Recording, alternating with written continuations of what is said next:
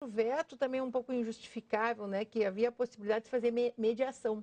Sabe, que é algo novo, que dá todo um sentido, né, de se tentar Que, aliás, Elise me dizia um pouco antes do programa que você, quando juíza, usava muito, não é isso, nos casos Até de família? no tribunal, né, já no segundo grau, eu chamava as partes, chamava os pais dos advogados, e precisava necessariamente encontrar uma solução, porque é inquestionável o direito. Porque, assim, o que mais chama atenção e o que levou todo esse movimento, porque, assim, o que faz um juiz quando chega a alegação de que houve um episódio de abuso nas visitas, né? Então, há muitos profissionais, de uma forma inadvertida, dão laudos psicólogos dizendo, bom, chegou lá uma mãe muito preocupada com uma criancinha, né? E a criança repete, olha, quando eu fui visitar o pai, aconteceu isso e tal.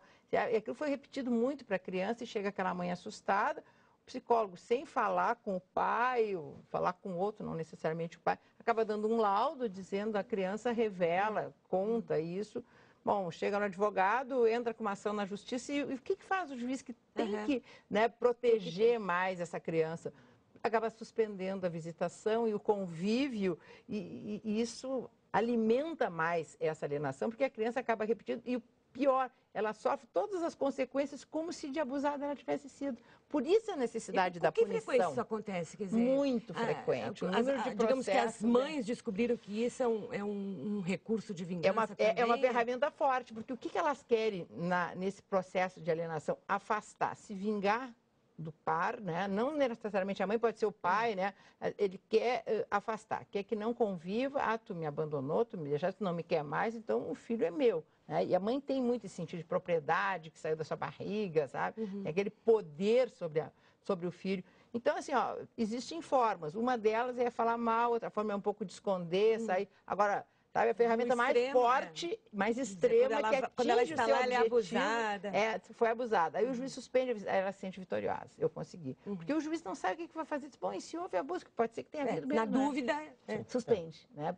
Você queria acrescentar? A lei tem esse efeito inibidor, no seguinte sentido, a parte que fizer uma denúncia falsa pode, no primeiro momento, ter algum benefício, segundo esse ponto de vista, mas a própria lei já sinaliza que lá na frente, se o objetivo dela era afastar a criança do pai ou da mãe, o resultado vai ser justamente o contrário. Então, quem pode sofrer algum tipo de restrição, diminuição da convivência com a criança, até suspensão da guarda, estabelecimento da guarda compartilhada, tudo isso pode ser estabelecido pelo juiz como resposta... Uma mudança do acordo inicial, né? Sim, como resposta a esse tipo de abuso. Então, o tiro acaba saindo pela culatra. Agora, a síndrome da alienação parental, quer dizer, designa claramente um conjunto de transtornos, de sintomas que uma criança pode apresentar enquanto seus pais se digladiam.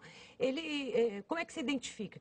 Quais são os sinais que a criança mostra, indicando que ela já está em sofrimento por causa da situação? Eu acho que assim, é no momento que ela começa a rejeitar aquele genitor, ou seja, que ela começa a repetir o discurso e não quer mais ver o pai, eu não gosto de ti porque tu me abandonou, porque tu faz a minha mãe sofrer, porque a minha mãe está sempre chorando, sabe assim, é quando há uma mudança de atitude da criança sem justificativa, ela começa a ficar reativa com relação àquele pai que ela sempre se deu bem, sempre conviveu bem, sempre teve muito presente, então se começa a perceber que está havendo algum tipo de manipulação, algum tipo de programação nesse sentido.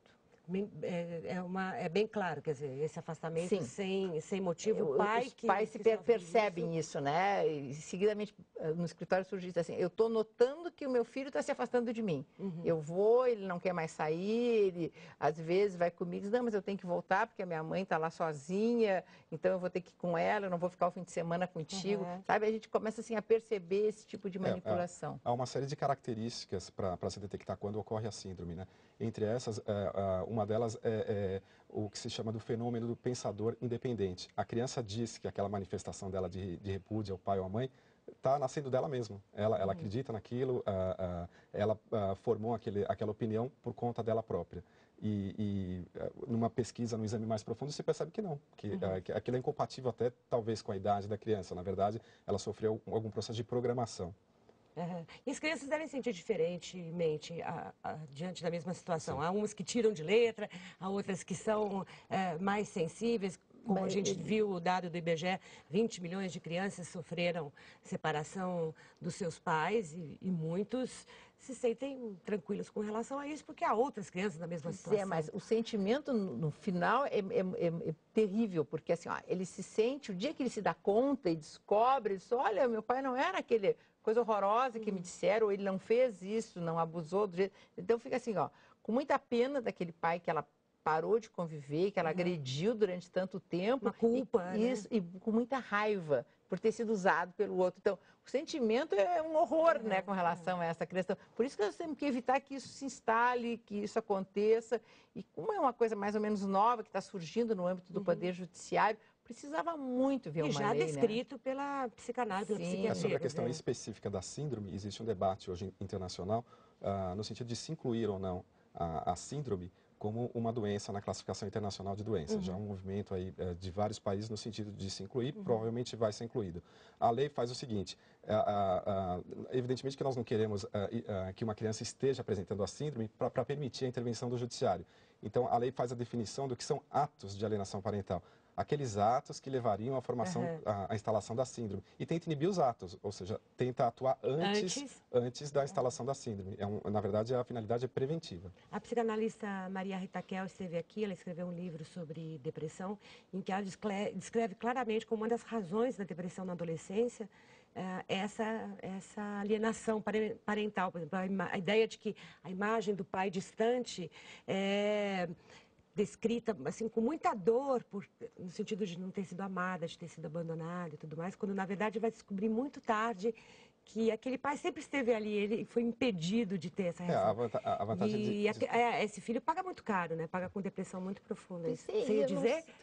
A vantagem de se atuar na origem é que é muito mais simples se detectar um abuso que está ocorrendo hoje e impedi-lo, independentemente das consequências, do que se esperar. Se esperar lá na frente, aí vamos debater se há instalação da síndrome ou não, se há algum tipo de consequência ruim para a criança ou não. Então, é muito mais complexo. Claro que se deve atuar também nesses casos em que a síndrome está instalada, mas é muito mais eficaz, muito mais produtivo inibir o ato já na formação. Há muitos críticos que acham que uma lei como essa pode significar uma intervenção muito grande na vida privada, nas relações mais emocionais e mais particulares de um casal, mas ainda vem aí uma lei mais polêmica ainda, que é a lei da palmada. Eu quero saber o que vocês acham daqui a pouquinho, depois do intervalo.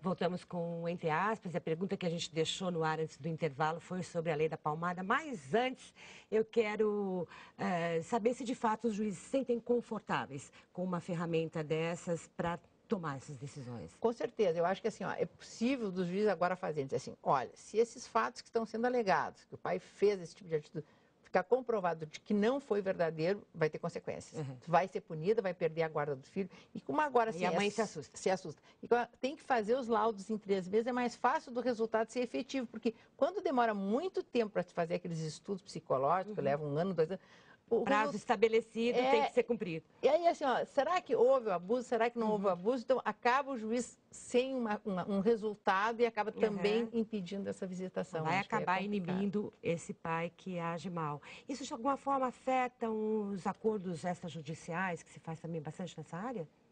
Com certeza, né? Acho que, de alguma forma, induz a pai e mãe a preservar ou garantir o convívio da criança com o outro. Tem um artigo nessa lei aprovada que diz o seguinte, quando não se aplicar a guarda compartilhada, evidentemente que se deseja que se aplique de forma mais ampla a guarda compartilhada, mas para aquelas hipóteses em que não se aplicar, o juiz vai verificar como critério diferencial para estabelecer a guarda unilateral o pai ou a mãe que garante o maior convivência possível da criança com o outro.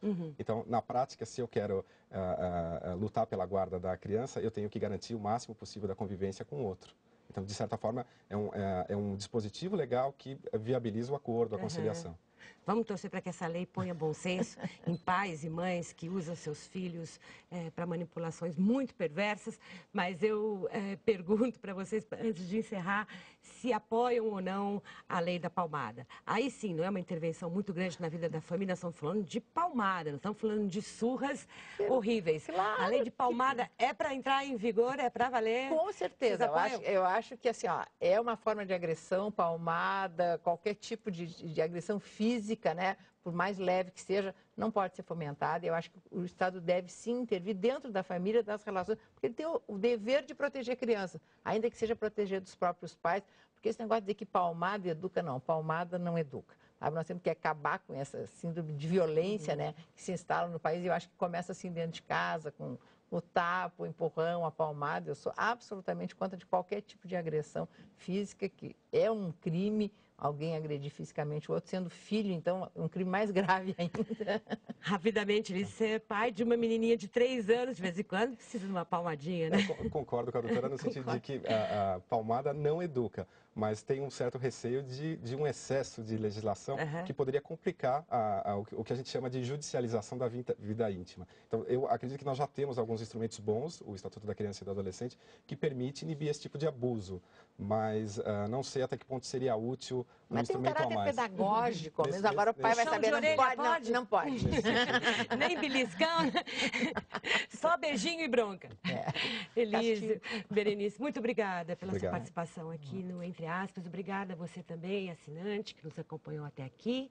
E você, internauta, que acompanha o blog. O Entre Aspas volta quinta-feira. Até lá.